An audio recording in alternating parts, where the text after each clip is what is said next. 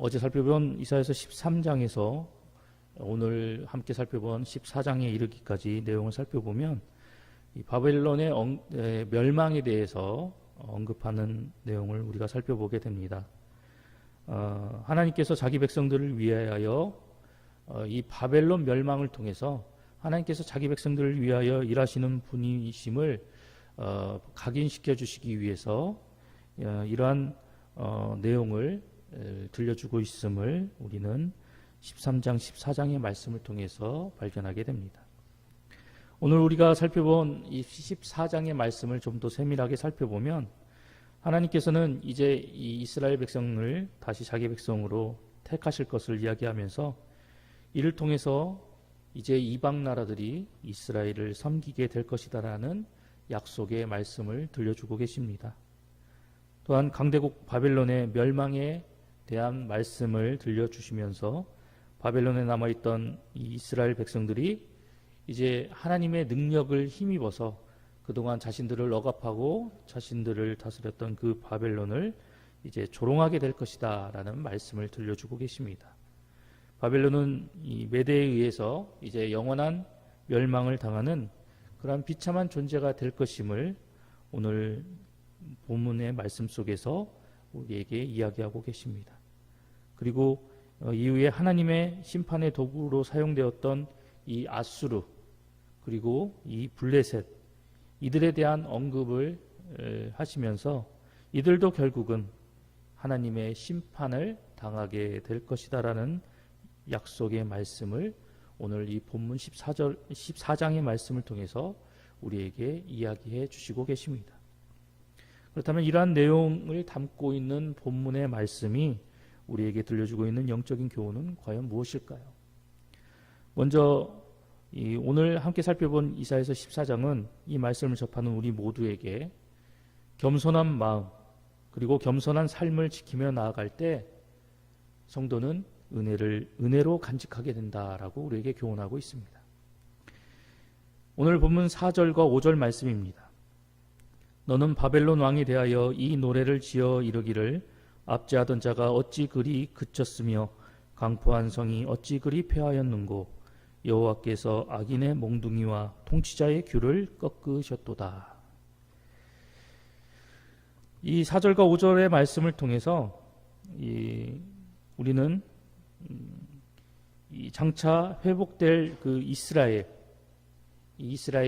이제 하나님의 이 능력과 그리고 하나님의 그 은혜를 힘입어서 그동안 자신들을 괴롭게 하였던 이 바벨론을 조롱하고 그리고 이 강대국을 이 하나님의 은혜와 능력으로 말미암아 그들을 비웃으며 나아가는 그런 모습을 우리가 살펴보게 됩니다. 이 4절부터는 장차 회복될 그 이스라엘에게 부르라고 하시는 이 바벨론 멸망을 노래하는 그 내용의 이 노래의 첫 부분인데 하나님께서는 이 당시 이 근동의 강자였던 이 바벨론의 모든 권세를 꺾어서 그들을 파멸에 이르게 하실 것을 이 노래를 통해서 그들에게 말씀하고 계십니다. 그렇다면 하나님은 왜 이 바벨론을 특별히 바벨론의 권세를 꺾어서 그들을 파멸에 이르게 하시겠다라고 말씀하고 계시는 것일까요? 그것은 그들이 하나님 앞에 악을 행하였기 때문입니다. 특별히 그들의 이 악의 모습을 구체적으로 살펴보면 그들의 교만으로 말미암아 발생된 악의 모습 때문에 하나님은 그들을 파멸시키겠노라고 말씀하고 계시는 것입니다. 결국 이러한 내용을 통해서 이 바벨론이 하나님 앞에 심판을 받아 멸망하게 된 그 이유를 살펴보면 그들이 하나님 앞에 교만하여져서 그 교만을 통해서 하나님 앞에 범죄함으로 결국 그들은 하나님의 심판을 받아 멸망당하게 되었다라는 것을 우리가 말씀을 통해서 발견하게 되는 것입니다.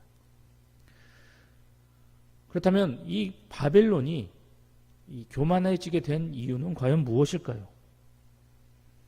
그들이 하나님 앞에 교만하여진 가장 큰 이유는 그들이 가지고 있었던 강력한 힘 때문이었습니다. 그들이 점점 자신들의 나라가 강성해지자 자기들 위에 이제 아무도 없는 줄을 알고 그들은 지극히 교만한 모습으로 변질되어졌습니다. 그런데 이들은 한 가지 사실을 기억하지 못하고 있었습니다. 그들이 어떻게 해서 강한 나라가 되어지게 되었는가, 이것에 대해서 그들은 생각하지 않았고, 그들이 강해진 그 이유에 대해서 그들 스스로가 떠올려 보지 않았기 때문이었습니다. 우리가 성경을 통해서 알 수 있는 것은 이 바벨론이 강성해진 것은 결국 하나님께서 그들을 강성케 이끌어 주셨기 때문에 그들이 강대국으로 성장할 수 있었다라는 사실입니다. 하나님은 이 바벨론을 당신의 뜻과 목적을 이루시기 위해서 그들을 강성케 하시고 강대국으로 세워주셨던 것입니다. 그런데 바벨론은 이러한 하나님의 은혜로 말미암아 자신들이 강하여지고 강대국으로 성장하였음을 깨닫지 못한 채 스스로의 힘과 스스로의 능력을 통해서 자신들이 강대국이 되었다라고 생각을 하였던 것입니다. 하나님의 은혜를 깨닫지 못하고 하나님의 도우심이 있었기에 그들이 강대국으로 우뚝 세워졌다라는 사실을 깨닫지 못한 채 그들은 결국 자신들의 힘과 능력으로 강하여졌다라는 생각으로 하나님 앞에 교만하여 지게 되었다는 것입니다. 그리고 오늘 본문 13절과 14절의 말씀에서 이야기하고 있는 것처럼 하나님은 이렇게 자신 앞에서 교만하여진 그 바벨론의 강성함을 빼앗아 버리고 이제 그 강함과 그 능력을 이제 바사에게 허락하시는 그런 모습을 우리가 발견하게 됩니다. 하나님은 이 자신 앞에서 교만하여져서 악한 모습으로 나온 이 바벨론을 바사로 심판하시겠다라고 말씀하고 계시는 것입니다. 하나님의 은혜를 알지 못하고 결국 교만에 빠져서 하나님 앞에 악한 모습을 일삼고 그리고 그를 통해서 파멸에 이르는 이런 바벨론의 모습이었지 얼마나 어리석고 그리고 안타까운 모습입니까? 그런데 이렇게 어리석고 안타까운 모습, 이러한 모습이 우리 성도들 가운데서도 나타나고 있다는 것입니다. 하나님께서 크신 은혜와 능력을 베풀어 주시고 사랑으로 감싸 안아 주시고 그들을 세워나가심에도 불구하고 이러한 전적인 하나님의 은혜를 깨닫지 못하고 하나님의 도우심을 알지 못한 채 자신의 힘으로 자신의 능력으로 자신이 온전히 세워져 나가는 것 마냥 교만에 빠져서 각자의 삶을 살아나가고 있는 성도들이 존재하고 있다는 것입니다. 오늘 이 바벨론의 모습을 통해서 우리에게 교훈하여 주신 그 하나님의 말씀을 바라보며 우리는 이 말씀 앞에서 우리의 신앙을 살펴보고 우리의 신앙과 믿음의 모습을 더욱더 깊이 성찰해 나갈 필요가 있습니다. 혹여 하나님께서 우리에게 베풀어 주신 그 물질이, 그리고 하나님께서 우리에게 허락하여 주신 그 건강이, 그리고 하나님께서 우리에게 은혜로 더하여 주신 그 지위, 그리고 우리에게 선물로 주신 그 자녀가 하나님보다 더 큰 자랑과 기쁨이 되고 있지는 않은지 우리는 우리의 모습을 되돌아봐야 할 것입니다. 특별히 내가 하나님 앞에서 지금 어떠한 모습으로 존재하고 있는지를 우리는 살펴보아야 할 것입니다. 겸손히 하나님의 뜻을 따르던 자리에서 내가 벗어나고 있지는 않은지, 하나님의 은혜로 받은 무언가를 내가 하나님보다 더 내세우고 더 자랑하고 그것을 더 의지하고 있지는 않은지 우리의 모습을 되돌아봐야 한다는 것입니다. 그래서 이러한 모습에서 우리가 속히 돌이켜서 다시금 하나님께서 원하시는 겸손의 자리로 우리가 돌아가야 할 것이고, 우리가 알지 못하는 사이에 나타나고 있는 그 교만한 모습이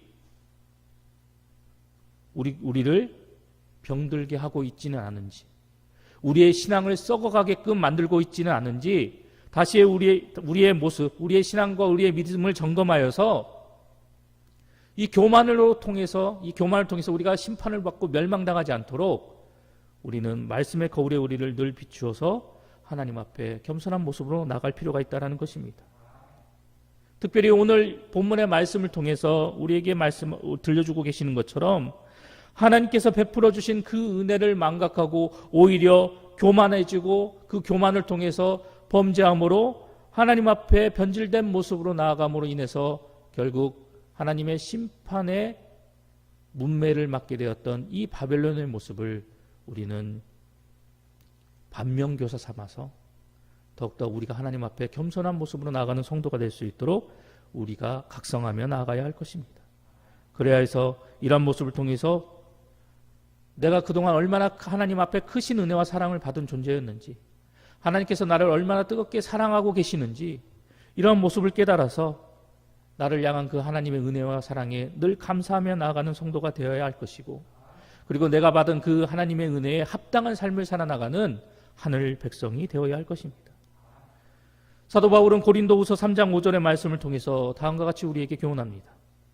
우리가 무슨 일이든지 우리에게서 난 것 같이 스스로 만족할 것이 아니니 우리의 만족은 오직 하나님으로부터 나느니라. 항상 하나님 앞에 겸손한 모습으로 하나님만을 자랑하고 하나님만을 드높이며 하나님께서 우리에게 베풀어 주시는 그 은혜에 합당한 삶을 살아나가는 우리 봉상의 모든 성도님들이 되시기를 소망합니다. 계속해서 오늘 본문의 말씀이 우리에게 들려주고 있는 영적인 교훈은 온 세상은 하나님의 계획에 따라 움직인다라는 것입니다. 오늘 본문 24절로 27절의 말씀을 살펴보면 이 아수르에 대한 예언의 말씀이 기록되어져 있는데 그중 24절 말씀입니다. 만군의 여호와께서 맹세하여 이르시되 내가 생각한 것이 반드시 되며 내가 경영한 것을 반드시 이루리라. 이 말씀을 통해서 하나님은 아수르에 대한 그 약속의 말씀, 그 예언의 말씀이 반드시 이루어질 것이다라고 우리에게 하나님의 뜻을 들려주고 계십니다. 그런데 24절에서 쓰이고 있는 이 경영이라는 단어, 이 단어의 의미는 어떤 일에 대한 구체적인 계획을 의미하는 단어입니다.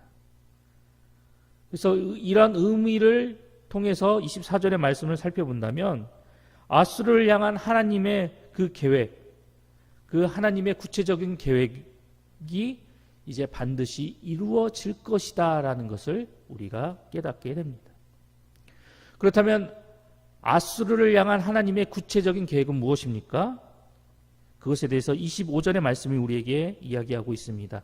내가 아수르를 나의 땅에서 파하며 나의 산에서 그것을 짓밟으리니 그때 그의 멍에가 이스라엘에게서 떠나고 그의 짐이 그들의 어깨에서 벗어질 것이라. 그렇다면 이 말씀이 의미하는 바가 무엇일까요? 남유다를 침공한 이 아수르를 이제 하나님이 세우신 그 구체적인 계획에 따라 그들을 심판하심으로 이제 자기 백성을 아수르의 멍에로부터 해방시키실 것이다라는 그런 의미가 이 말씀 속에 담겨져 있다라는 것입니다. 그런데 우리가 여기서 기억해야 할 것은 이 약속의 말씀, 이 예언의 말씀이 바로 남유다가 아수르로 인해서 심각한 위기에 처해졌을 때 주어졌을 것이다라는 것입니다. 그리고 이 말씀을 자기 백성들에게 들려주시고 자기 백성들에게 이 약속의 말씀을 선포하심으로 이 심각한 위기에 그리고 고난에 사로잡혀 고통당하고 있는 남유다 백성들에게 위로와 소망을 주셨을 것이라는 겁니다. 우리가 성경을 통해서 알 수 있는 것처럼 당시 아수르는 영토를 확장해 가며 가는 곳마다 성읍을 파괴하고 닥치는 대로 살인하며 그들이 맞닥뜨리는 모든 나라들을 멸망시키는 그런 파괴자와 같은 존재가 아수르였습니다. 아수르는 이제 그들이 속해 있던 그 근동 지역을 제패하는 것은 시간 문제였던 그런 상황이었습니다. 그때 당시에 이제 이 남유다도 거의 정복당하고 예루살렘만 남아 있었던 상황이었고 애굽만 남아 있었던 그런 상황이었습니다. 이러한 상황 속에서 하나님은 아수르에 대해 구체적인 계획, 곧 아수르를 파멸에 이르게 하는 그러한 구체적인 계획을 가지고 계시다라고 자기 백성에게 약속의 말씀을 들려주고 계시는 것입니다. 그리고 그들을 심판하시고 그들을 파멸에 이르게 하심으로 그들로 인해서 고통당하는 하나님의 백성을 구원해 주실 것이다라는 그런 은혜와 소망의 말씀을 남유다 백성들에게 들려주고 계시는 것입니다. 이러한 하나님의 계획은 예루살렘을 포위한 18만 5천의 아수르군을 하룻밤 사이에 죽이심으로 성취하며 나아가시는 그 모습을 우리에게 분명하게 보여주고 계십니다. 당시 사람들은 자신들이 살아가고 있는 이 세상이 강대국 아수르에 의해서 좌지우지 되는 것처럼 보였고, 그리고 그러할 것이다라고 생각하였을 것입니다. 아수르가 세상의 주인과 같은 존재이고 그들이 모든 것들을 자신들의 손아귀에 쥐락펴락하며 세상을 이끌어 나갈 것이다라고 생각하였을 것입니다. 그런데 그런 세상 사람들을 향해서, 그리고 오늘 이 본문을 접하는 우리 모두에게 본문의 말씀은 무엇이라고 이야기하고 있습니까? 세상은 힘 있는 자들의 손에 의해서 이끌어져 나가는 것이 아니라, 그들을 통해서 세상이 경영되어져 나가는 것이 아니라 하나님의 생각에 따라, 하나님께서 경영하신 바에 따라 이 모든 세상의 일들이 이루어져 가고 이 세상의 모든 사건들이 결정되어진다라는 것을 본문은 우리에게 교훈하고 있습니다. 오늘날에도 세상은 힘 있는 자들에 의해서 좌지우지 된다라고 많은 사람들은 생각하고 있습니다. 그러나 우리가 살아나가고 있는 이 세상의 모든 역사, 그리고 이 모든 일들, 그리고 그 가운데 이루어져 나가는 모든 사건들은 바로 하나님의 손과 하나님의 계획하심에 따라 움직이고 있다는 사실을 우리는 분명하게 기억해야만 합니다. 그리고 우리는 이러한 사실을 믿어 의심치 않고 이러한 믿음을 통해서 나의 삶 속에서, 나의 인생의 여정 속에서 나를 향한 하나님의 뜻과 계획하심이 온전히 이루어져 나가기를 간절히 소망하며 하나님께서 나의 삶의 모든 것들을 하나님의 뜻에 따라 이루어 나가기를 간구하고 기도하며 나아가는 하늘 백성이 되어야 할 것입니다. 시편 기자가 우리에게 뭐라고 이야기하고 있습니까? 시편 기자는 시편 33편 10절과 11절의 말씀을 통해서 다음과 같이 우리에게 교훈합니다. 여호와께서 나라들의 계획을 폐하시며 민족들의 사상을 무효하게 하시도다. 여호와의 계획은 영원히 서고 그의 생각은 대대에 이르리로다 라고 우리에게 말씀하고 계십니다. 세상의 것들에 좌지우지되어서 하나님의 뜻을 저버리는 안타까운 하늘 백성이 되는 것이 아니라, 비록 우리의 눈에 힘 있는 자들에 의해서 세상이 좌지우지되고 그리고 세상의 권세자들로부터 모든 일들이 이루어져 나가는 것처럼 보여도 그 세상의 힘 있는 자들 뒤에, 그 세상의 권세자들 뒤에서 이 세상의 모든 것들을 주관하고 하나님의 뜻대로 이끌어 나가시는 그 하나님의 능력의 손을 우리가 바라보며 세상의 것들에 현혹되어지지 않고 하나님의 뜻을 쫓아 온전히 순복하며 나아가는 하늘 백성이 될 수 있도록 오늘도 하나님만을 바라보는 우리 모두가 되어야 할 것입니다. 그래서 오늘도 우리에게 주신 하루의 삶 속에서 우리를 향한 하나님의 뜻을 따라 믿음으로 굳게 서고, 그리고 하나님을 향한 우리의 신앙의 모습으로 하나님만 바라보고 하나님과 동행하며 이런 삶의 모습을 통해서 하나님께서 우리에게 허락하여 주신 크신 은혜와 복을 쟁취하며 그것을 누리며 나아가는 우리 봉상의 모든 성도님들이 되시기를 간절히 소망합니다.